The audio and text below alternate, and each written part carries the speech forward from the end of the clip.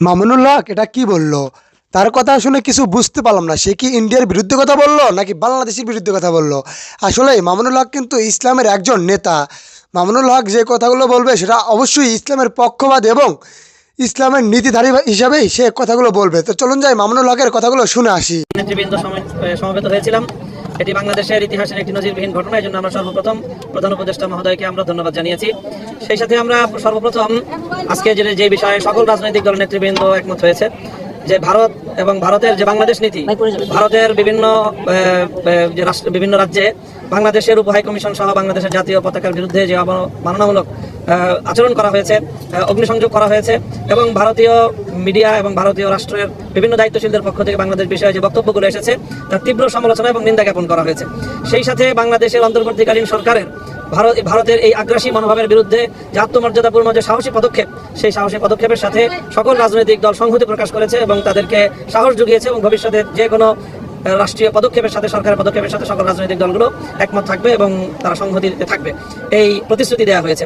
সেই সাথে আন্তর্জাতিক গণমাধ্যমে ভারতের এই যে অপপ্রচার, সেই অপপ্রচারের বিরুদ্ধে বাংলাদেশের অবস্থান তুলে ধরার জন্য বাংলাদেশের স্থানীয় জাতীয় গণমাধ্যম এবং আন্তর্জাতিক গণমাধ্যমে রাষ্ট্রকে, সরকারকে যথাযথ ভূমিকা পালন করার জন্য এবং নিজেদের অবস্থান এবং বাংলাদেশের যে অবস্থান সেটা ব্যাখ্যা করার জন্য আহ্বান জানানো হয়েছে এবং অনুরোধ জানানো হয়েছে।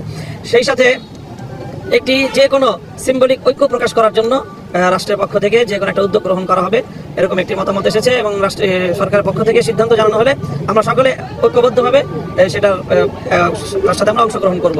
আমরা ঐক্যবদ্ধভাবে কোনো গোষ্ঠীও নয়, বরং বাংলাদেশের স্বাধীনতা এবং সার্বভৌমত্বের প্রশ্নে সকল সংকীর্ণতার ঊর্ধ্বে বাংলাদেশের প্রশ্নে যারা আমরা ঐক্যমত, 5ই আগস্টের পর থেকে যারা বাংলাদেশকে নতুন বাংলাদেশ হিসেবে গড়ে তোলবার স্বপ্ন দেখছি, তারা সকলে ঐক্যবদ্ধভাবে আগামী দিনে বাংলাদেশকে আমরা রিপ্রেজেন্ট করব, সেই বিষয়ে আমাদের সকলের মধ্যে ঐক্যমত প্রতিষ্ঠিত হয়েছে।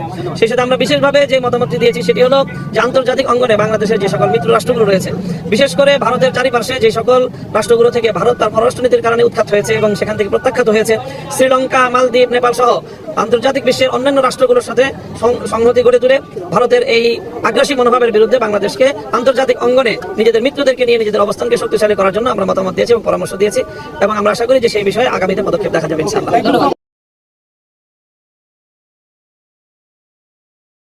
আজকের ভিডিওটা ছিল এতটুকুই, যে মামুনুল হক যে কথাগুলো বলল সেটা কিন্তু আসলেই আমাদের মনোযোগ সহকারে শোনা উচিত, যে কারণ সে একজন ইসলামের অনেক বড় মাপের নেতা।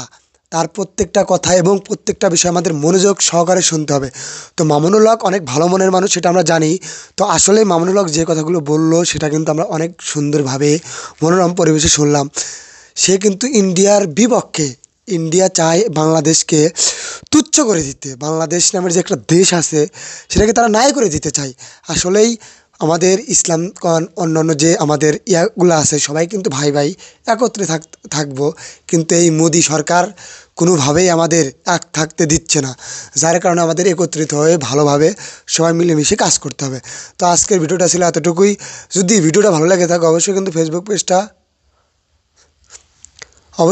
ফেসবুক চ্যানেলটা সাবস্ক্রাইব করে রাখবেন। ধন্যবাদ।